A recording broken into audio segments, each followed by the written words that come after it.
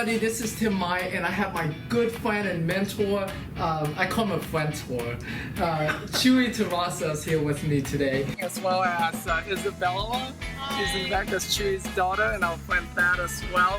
We are doing some sightseeing today, some driving for dollars, actually driving in the neighborhood here that Chuy owns 5 apartment buildings in. Lower income apartment complexes. That's what I consider my bread and butter. Those you tend to be able to buy them for less than $25,000 a unit, and ideally, I like to buy what you would call value added properties, value plays and yield plays. I remember the first time I heard that, I thought, what the heck are they talking about? I just buy properties. I don't even know what yield plays and value plays are. But what that refers to is yield plays are properties that are already making money. So there's some of you all that don't want to fix anything and hate the idea of having to do a rehab, and you want it to be cash flowing from day one. Those are yield plays. To be honest with you, I'm kind of hard-headed and I like to work hard, and I don't do it myself, but I love the transformation. I like telling myself, I'm not just buying a property, I'm transforming the community. Yes. Chuy, what kind of neighborhood is this? Now, this is a traditional low-income neighborhood in Houston, and we just passed a complex that sold recently for about $25,000. There's $25,000 per unit. Per unit. Yes, the whole, yes, $25,000 per unit. And we're pulling up here to one that I bought a few years ago. But those kind of deals that are already making money are going to be more expensive than the kind of deals that are negative cash flow. When the deal is great, the money will be there. Right. And it's just about finding the deal that the numbers make sense, and this was one of them. We found this for about $10,000 a unit, and recently sold it for over 20, roughly about 23 of the door. So there was, it's doubled our money and made the cash flow along the way. And, so how many units is this? This is 28 units. 28 units. Okay, so you bought it for 10 a unit. Mm-hmm. So that's about 280,000. And then you sold for $23. $23,000 a unit, $23. $23,000 a unit, 28.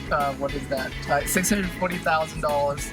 What are you estimating would be your monthly cash flow on this property? Okay, well, that's a great question. So the average rent is $500 a month. So I always like to figure 90% occupancy stabilization, because everyone knows you don't sit at 100%. People are going to move out, and you move someone back in, and you do it as fast as you can. But so if you had 100% occupancy at $500 a month average, that's about $12,500. So then you take 10% off that, and that's for your vacancy allowance. When you bought it, what was the vacancy rate and occupancy rate, and what was it when you sold it? So it's actually interesting because it was full, but not everybody was paying. That was the problem. It was physically it was 100%. That's why we also look at economic occupancy. You know, the economic occupancy was 50%, but there was plenty of bodies in the place. So well, yeah, let's say we're collecting gross about $10,000 a month. That's awesome. Yeah, but that's gross. Right, it sounds awesome. Don't get too excited yet.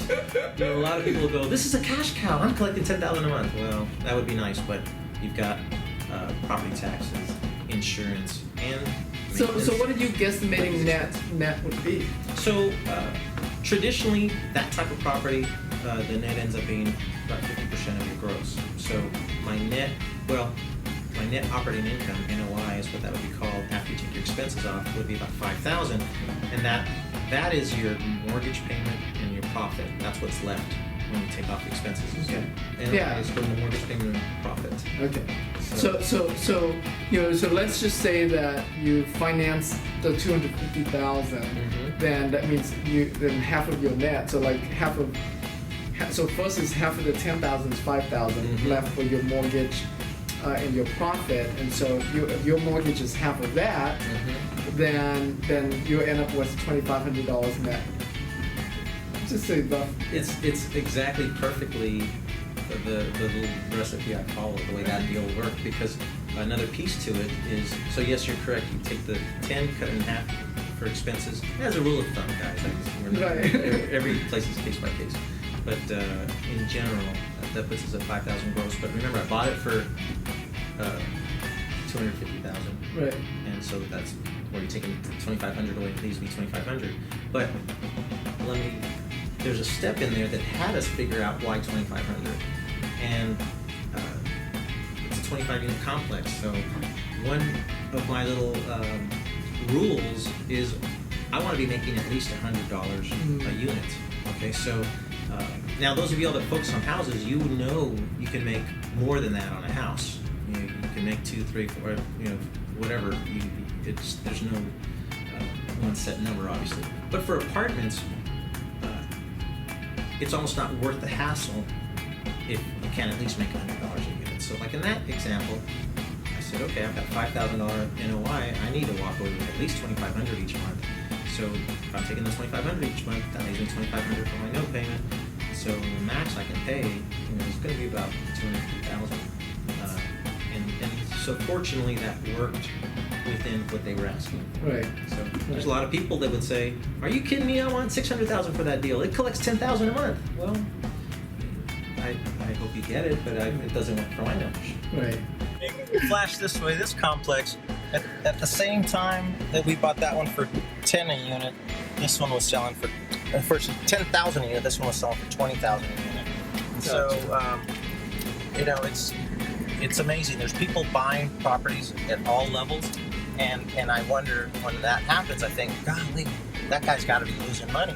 But so it's really, really important that you analyze the deal and look at the numbers. It's all about the cash flow, and unfortunately, I've heard people say you can't lose money in real estate. Well, every month there's foreclosures. Somebody's losing money in real estate.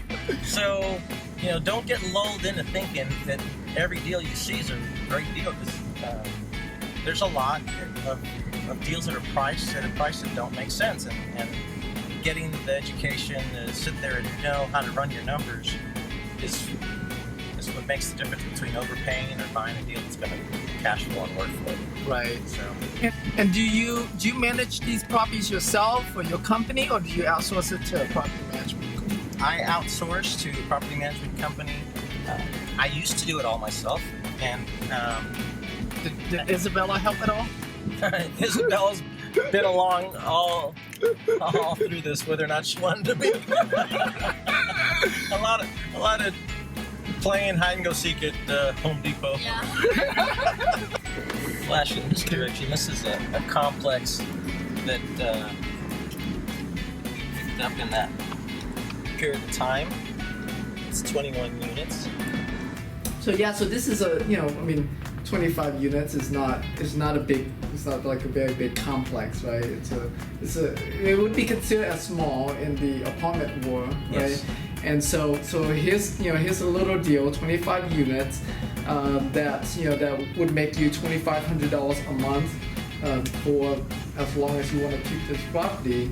And I know, like your investing styles, you like to own properties free and clear and pass it on to your kids. Yes. Right? And so when we're looking at deals like these, we're talking about like generations of income, generations of wealth that's building onto these. Right? Yes.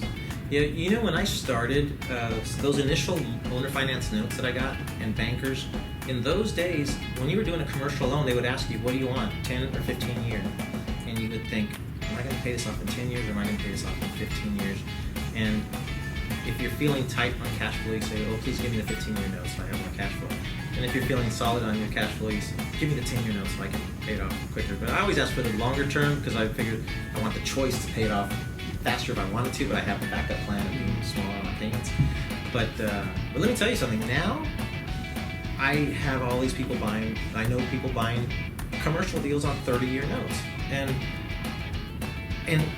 there's a mindset, there's no right or wrong, but there's a mindset about we don't ever care about paying it off, we just want the cash flow. As long as this place cash flows what I want to cash flow every month, that note could sit there all my life and that's okay.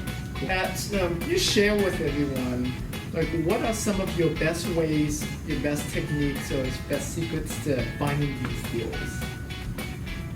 All right. There's a lot of different things I do, because I always think of the fisherman, right? I don't want to sit there with just one pole in the water, right? So I've got several things going on all at the same time. You know, one thing I love, which is what you're great at teaching people how to do, is wholesalers. Wholesalers rock.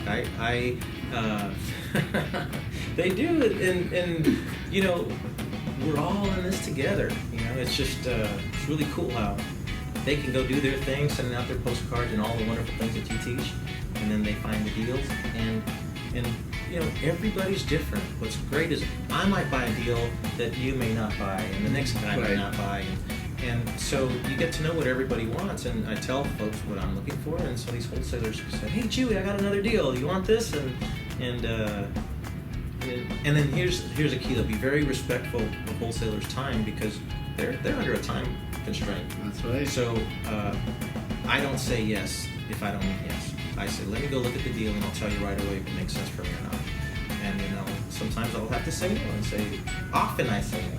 You know, you see more bad deals than you see good deals. So, you know, I just tell them, man, this one's not for me. Good luck. Keep marketing. Or if I think of somebody who might be great for it, I'll let you know. So that's the wholesalers one. Yeah. Realtors. A lot of people don't like realtors. And I'm actually starting to love realtors now. Yeah. Yeah, because I've been getting deals and buyers from them. So yeah. There's you can't lump everybody into one category. Right. You know, and I became a realtor. I have a broker's license because after doing bigger and bigger deals, I started seeing those big chunks of commission checks go, and I went, man, that could be me if I'm. So I like realtors.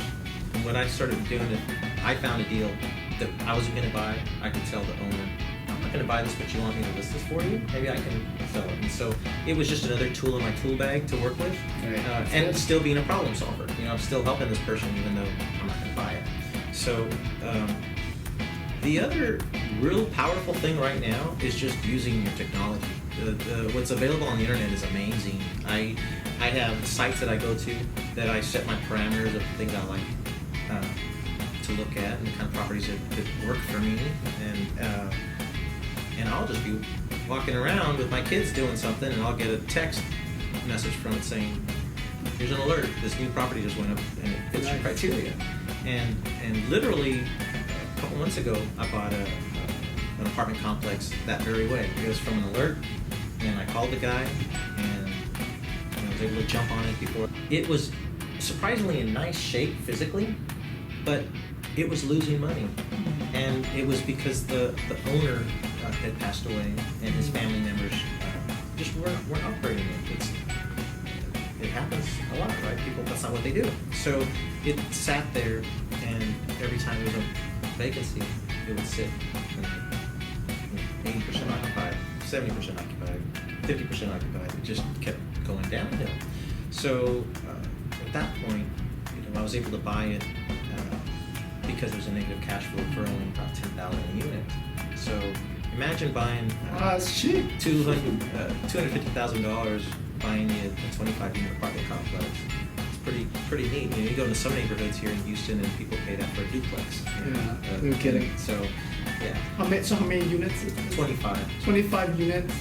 And you got it for $10,000 a unit, so $250,000. That's pretty going good. It really was neat, and I found that with a wholesaler. That was the deal that I said was online, and I got triggered a message. So, but to take it to the next step, what there was to do there is do the make-readies and market it and get people in. But those kind of deals that are already making money are going to be more expensive than the kind of deals that are negative cash flow. Might have a lot of vacancies, might have what we call deferred maintenance, rotten boards everywhere, boarded up windows, and that's what I like, because I like the feeling of, it's kind of almost like the artist in me. I like being able to have that vision and see a place and say, wow, this is what it can become. I'll give you guys a really good tip. Here's a real magical thing to do right now. If you imagine you're in a drug neighborhood and you evict people, well, you're in a drug neighborhood. Who's going to show back up to rent it is a lot of the same folks, a lot of their friends. And so people say, well, how do you get good people in those units? You know? And what I did with this one is I turned it into a 55 and over community. Wow. So I'm serving the seniors. Wow. And so what's wonderful about that is you get some undesirable type of person walking through the doors that you think, oh, how am I going to say no? Because you can tell that they're related to drug dealers, but they've got their cash and they want to rent, and it's challenging, as those of y'all can imagine, because you want to be fair to everybody. You have to be fair to everybody, and so the beautiful thing is it just eliminates that That's a great market idea. out, and I don't run into too many 55-year-old crack dealers. So we're on our way to a couple more properties. Awesome.